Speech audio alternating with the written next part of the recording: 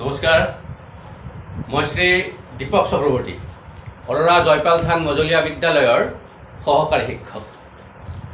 মৰমৰ ছাত্ৰ ছাত্ৰীসকল, পূব নলবাৰী শিক্ষা খণ্ডই ই লাৰ্ণিং পদ্ধতিৰে প্ৰদান কৰা ইউটিউব চেনেল গুৰুকুলমলৈ তোমালোক আটাইকে আদৰণি জনাইছোঁ। মৰমৰ ছাত্ৰ ছাত্ৰীসকল, আজি মই সপ্তম শ্ৰেণীৰ অসমীয়া বিভাগৰ এটি পাঠ তোমালোকৰ আগত প্ৰদান কৰিবলৈ লৈছোঁ। মৰমৰ ছাত্ৰ ছাত্ৰীসকল, এই ভিডিঅ'টি চোৱাৰ আগেয়ে তোমালোকে তোমালোকৰ পাঠ্যপুথিখনৰ 86 নম্বৰ পেজটো উলিয়াই লোৱা। 86 নম্বৰ পেজটো তোমালোকে উলিয়াই লোৱা। আজি আমাৰ ইয়াৰ বিষয় হৈছে অসমীয়া, শ্ৰেণী সপ্তম, পাঠ নম্বৰ 11। পাঠ্য বিষয়ৰ নাম গছ ভাল পোৱা ককাৰ খং। পাইছা নহয়? এয়া বৰ্ডত মই লিখি দিছোঁ।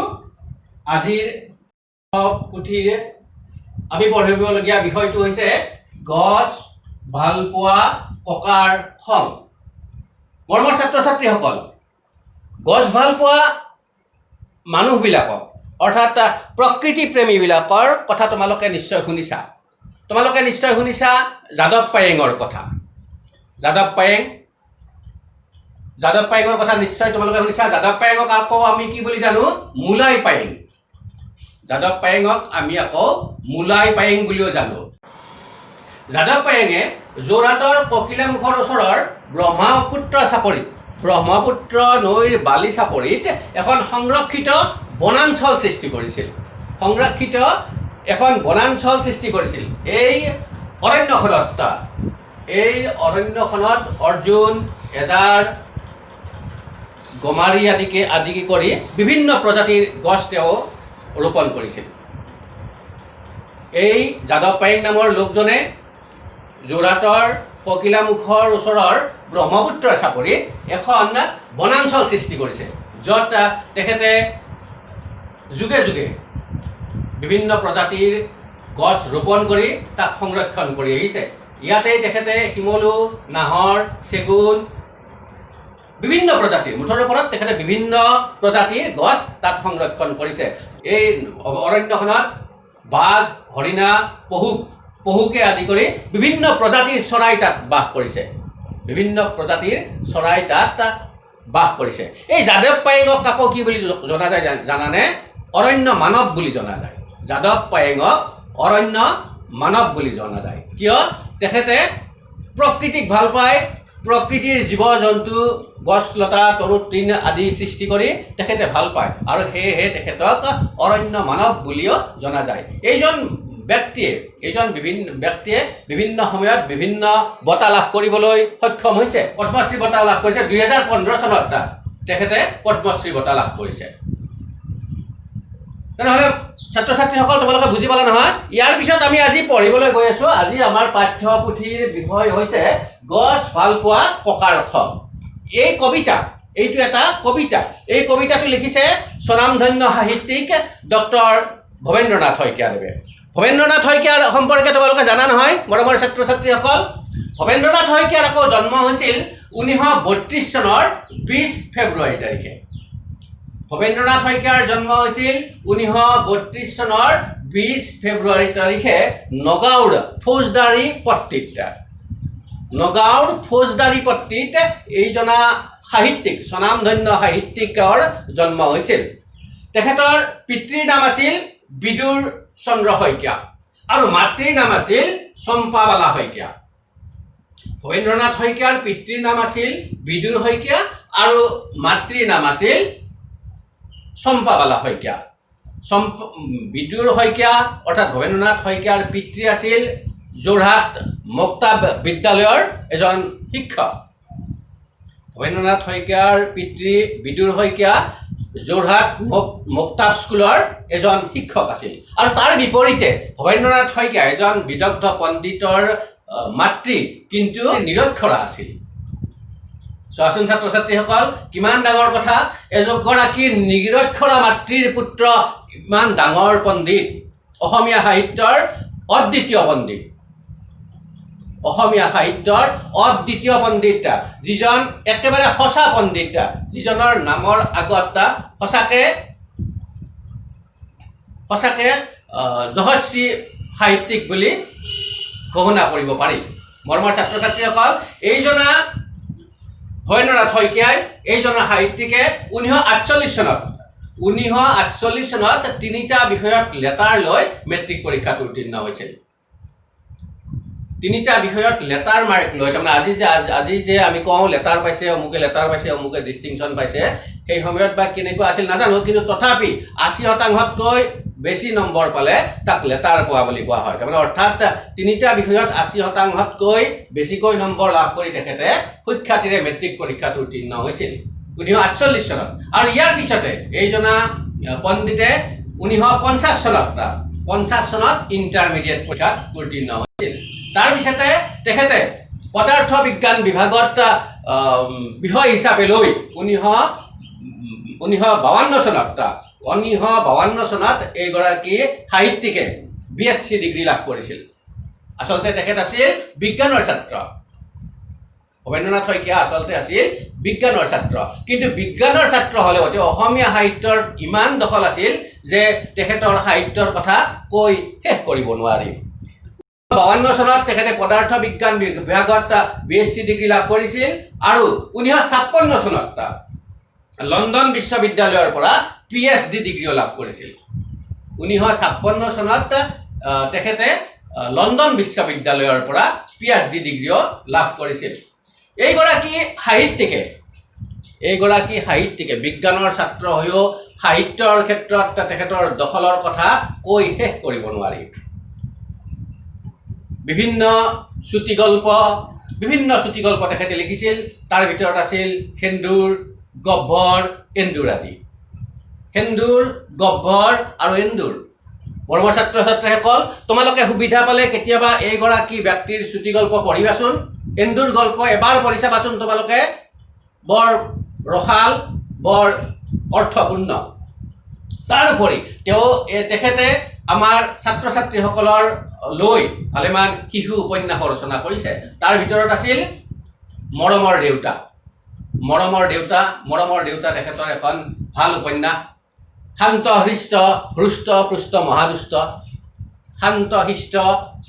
পুষ্ট মহাদুষ্ট হ'ল তেখেতৰ এখন নাট অনাতাঁৰ যোগে প্ৰচাৰ হোৱা নাট তাৰোপৰি এটি চুটি গল্প এইগৰাকী সাহিত্যিকে ভ্ৰাম্যমান জগতলৈ বিশেষ বৰঙণি আগবঢ়াই গৈছে তোমালোকে চোৱা নাই তোমালোকৰ দেউতাসকলে নিশ্চয় চাইছে ভৱেন্দ্ৰনাথ শইকীয়া ছাৰৰ নাট তেখেতে লিখা নাটসমূহৰ ভিতৰত আছিল দীনবন্ধু সমুদ্ৰ মন্থন গহ্বৰ অসুচি পূজাৰ ফুল আদিকে কৰি বিভিন্ন ধৰণৰ নাট তেখেতে ৰচনা কৰি থৈ গৈছে ভাবিলে আচৰিত লাগে বিজ্ঞানৰ ছাত্ৰ অথচ অসমীয়া বিষয়ত ইমান দখল এইগৰাকী ব্যক্তিৰ 2003 চনত তেখেতৰ মৃত্যু হৈছিল মৰমৰ ছাত্ৰ ছাত্ৰীসকল এইগৰাকী সাহিত্যিক আছিল প্ৰকৃতি প্ৰেমী সাধাৰণ বিষয় একৃতক লৈ তেখেতে বিভিন্ন ধৰণৰ কবিতা ৰচনা কৰিব পাৰিছিল তাৰেই ফলশ্ৰুতিত আমি আজি পঢ়িবলৈ গৈছোঁ তেখেতৰ অনবদ্য এটি কবিতা গছ ভাল পোৱা ককাৰ খং চাবাচোন এডাল সাধাৰণ আমলখি গছক কটাক লৈ কবিতাটো কেনেধৰণে লিখিছে আমাৰ দৃষ্টিত এজোপা গছ কটাটো একেবাৰে সাধাৰণ কথা কিন্তু কবিৰ দৃষ্টিত চাবাচোন কিন্তু গছ কটাটো জানো ভাল কথা ছাত্ৰ ছাত্ৰীসকল আমি এজোপা গছ কটাতকৈ 10জোপা গছ ৰুব লাগে কাৰণ গছেহে আমাক জীয়াই ৰাখিছে গছৰ পৰা আমি অক্সিজেন পাইছোঁ গছৰ আমাক বায়ু বিশুদ্ধ কৰিছে গছৰ পৰা আমি খৰি পাইছোঁ গছৰ পৰাই আমি ডাঙৰ ঘৰ বন্ধাৰ কাৰণে কাঠ আদি আমি সংগ্ৰহ কৰিব পাৰিছোঁ আৰু কিমান গছ আমাৰ কাৰণে উপকাৰী চোৱাচোন প্ৰচণ্ড ৰ'দত গছ কাটি থকা মানুহজোপাক গছজোপাই ছাঁ দি থাকে প্ৰচণ্ড ৰ'দত যেতিয়া মানুহ এজনে গছ এজোপা কাটি থাকে সেই গছজোপা কিন্তু সেই মানুহজনক কিন্তু গছজোপাই ছাঁ দি থাকে তেনেকুৱা উপকাৰী উদ্ভিদ এবিধে আমি কাটি পেলোৱাটো জানো উচিত গতিকে আমি কোনো ক্ষেত্ৰতে গছ কটাটো উচিত বুলি ভাবিব নালাগে গছ আমি কাটিব লাগে পৰাপক্ষত ৰুবহে লাগে তেখেতে এই গছ কটা ক্ষেত্ৰত এটি কবিতা লিখিছে আমি এই কবিতাটো আজি পঢ়িবলৈ গৈ আছো চাবাচোন গছ ভাল পোৱা ককাৰ খং ভাল পালো ৰঘুনাথ তুমি মোক পুতেৰাৰ বিয়ালৈ মাতিলা পিছে ৰভাখন দিবলৈ আমলখি গছজোপা কিয়নো কাটিলা আলহী অতিথি যাব ৰভা নাইকিয়া হ'ব বোৱাৰীয়ে ঘৰখন দিবহি পুৰাই পিছে কোৱাচোন ৰঘুনাথ আমলখি গছজোপা সহজতে পাবানে ঘূৰাই দৰাটিক মাতাচোন এজলকা আশীৰ্বাদ দিওঁ আৰু যাওঁ গছজোপা কটা বাবে লুচি ভাজি ৰসগোল্লা একোকে নাখাওঁ চোৱাচোন আমাৰ কবিয়ে ৰঘুনাথ নামৰ ব্যক্তি এঘৰলৈ বিয়া খাবলৈ গৈছিল ৰঘুনাথৰ পুতেকৰ বিয়া খাবলৈ গৈছিল আমাৰ কবি ডক্টৰ ভৱেন্দ্ৰনাথ শইকীয়া ছাৰ গৈ দেখে ঘৰৰ সন্মুখতে এজোপা গছ কাটি গছৰ সেই মূৰাটোৰ ওপৰত এখন চোৱাচোন ফটোটোত ছবি গছজোপা কাটি তাৰ মূৰাটোৰ ওপৰত এখন টেবুল থৈ তাৰ ওপৰত শৰাই এখন থৈছে দেখিছা নহয় এই গছজোপা কটাৰ বাবে আমাৰ কবিৰ তাৰমানে এই কবিতাটোৰ কবিজনৰ খং উঠিছে আৰু সেয়েহে বিয়া খাবলৈ নোযোৱাকৈ থকা নাই বিয়া খাবলৈ গৈছে কিন্তু গছজোপা কটাৰ বাবে দৰাটিক আশীৰ্বাদ সম্পূৰ্ণৰূপে দিছে কিন্তু তেখেতৰ ঘৰত লুচি ভাজি ৰসগোল্লা একোকে নাখালে ইমান মহৎ কাম নহয় জানো ছাত্ৰ ছাত্ৰীসকল এই কবিতাটো তোমালোকে ঘৰত পঢ়িছা নিশ্চয় ময়ো তোমালোকক এবাৰ আবৃত্তি কৰাই দিলোঁ আকৌ তোমালোকে ঘৰত পঢ়িবা মুখস্থ কৰিবা আবৃত্তি কৰিবলৈ চেষ্টা কৰিবা মই ভৱেন্দ্ৰনাথ শইকীয়া ছাৰৰ কথা বা এই কবিতাটোৰ মোৰ প্ৰিয় সাহিত্যিক ভৱেন্দ্ৰনাথ শইকীয়া ছাৰৰ কথা তোমালোকক ক'লোঁ আৰু এই কবিতাটোৰ বিষয়েও মই তোমালোকক ক'লোঁ তোমালোকে কবিতাটো ভালকৈ মুখস্থ কৰিবা ইয়াৰ পাঠৰ থকা কবিতাখিনি আবৃত্তি কৰিবলৈ চেষ্টা কৰিবা নহয় জানো আৰু ইয়াৰ পিছত আমি আমাৰ পাঠৰ ক্ৰিয়াকলাপখিনিলৈ আগবাঢ়িছোঁ পাঠৰ ক্ৰিয়াকলাপ হিচাপে মৰমৰ ছাত্ৰ ছাত্ৰীসকল মই তোমালোকক 3টি প্ৰশ্নৰ উত্তৰ লিখিবলৈ দিছোঁ তোমালোকে লিখি ল'বা ঘৰত উত্তৰকেইটা লিখিবা গৃহকাৰ্য সমূহ উত্তৰ লিখা আমলখি গছজোপা কিয় কাটিলে মৰমৰ ছাত্ৰ ছাত্ৰীসকল জানিবা নহয় উত্তৰটো আমলখি গছজোপা কিয় কাটিলে উত্তৰত লিখিব লাগিব ৰঘুনাথে তেওঁৰ পুতেকৰ বিয়াৰ ৰভা দিবলৈ আমলখি গছজোপা কাটিলে ৰঘুনাথে তেওঁৰ পুতেকৰ বিয়াৰ ৰভা দিবলৈ আমলখি গছজোপা কাটিলে উত্তৰটো এনেকৈ লিখিবা তোমালোকে তাৰপিছত বিয়া ঘৰত ককাই কিয় নাখালে আমলখি গছজোপা কটাৰ বাবে ককাৰ খং উঠিল আৰু সেয়েহে বিয়া ঘৰত ককাই একো নাখালে ককা শব্দৰ অৰ্থ তোমালোকে জানা নহয় ককা মানে হ'ল আমাৰ মাৰ দেউতাক বা দেউতাৰ দেউতাকক আমি ককা বুলি সম্বোধন কৰোঁ বা বয়োজ্যেষ্ঠজনকো আমি ককা বুলি সম্বোধন কৰিব পাৰোঁ মানে জ্যেষ্ঠ লোক বয়োজ্যেষ্ঠ লোকক আমি ককা বুলি সম্বোধন কৰোঁ মাৰ দেউতাকক ককা বুলি সম্বোধন কৰোঁ দেউতাৰ দেউতাকক ককা বুলি সম্বোধন কৰোঁ থাকিব নহয় তোমালোকৰ মনত ঠিক আছে তাৰপিছত চাবা কোনে আহি ঘৰখন পুৰাব বুলি কৈছে কোনে আহি ঘৰখন পুৰাব বুলি কৈছে বোৱাৰীয়ে আহি ঘৰখন পুৰাব বুলি কৈছে বোৱাৰী আহি ঘৰখন পুৰাব বুলি কৈছে তাৰপিছত 2 নম্বৰ প্ৰশ্নটো চাবা ক ঘৰৰ কথাখিনিৰ লগত খ ঘৰৰ কথাখিনি মিলোৱা ক ঘৰৰ কথাখিনিৰ লগত খ ঘৰৰ কথাখিনি মিলোৱা তাৰমানে এই কথাখিনি মিলিব লাগে আস্থানি মিলাব লাগে বিশ্ব বন দিৱস কিমান তাৰিখে হয় তোমালোকে জানা নহয় মৰমৰ ছাত্ৰ ছাত্ৰীসকল তাৰপিছত ধৰিত্ৰী দিৱস আৰু বিশ্ব পৰিৱেশ দিৱস এইফালে আছে 5 জুন 21 মাৰ্চ আৰু 22 এপ্ৰিল 5 জুন, 21 মাৰ্চ আৰু 22 এপ্ৰিল। তোমালোকে এনেকে আস্তানি মিলাই ল'বা, জানিবা নহয়? এনেকে আস্তানি মিলাই ল'বা। ইয়াৰ পিছতে আৰু বেছি নাই,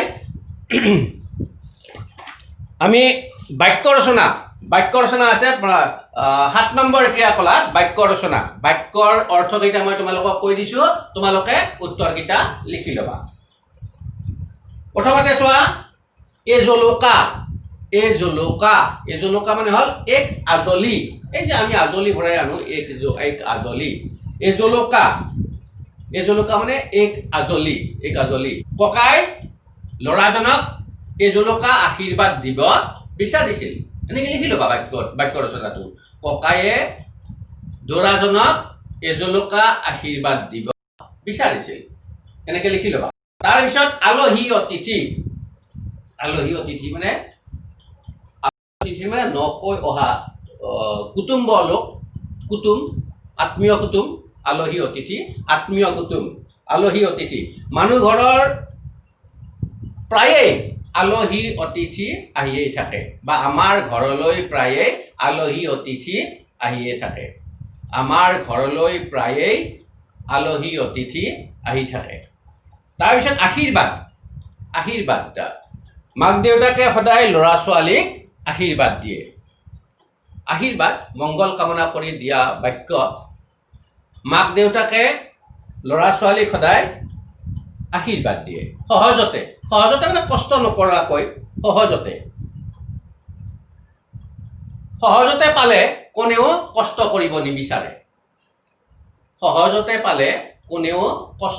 নিবিচাৰে। এনেকে। তাৰপিছত ঘূৰাই মানে উভতাই পোৱা। ককাই ৰঘুনাথক গছজোপা সহজতে ঘূৰাই পাবনে সুধিছিল। ককাই ৰঘুনাথক গছজোপা সহজতে ঘূৰাই পাবনে সুধিছিল।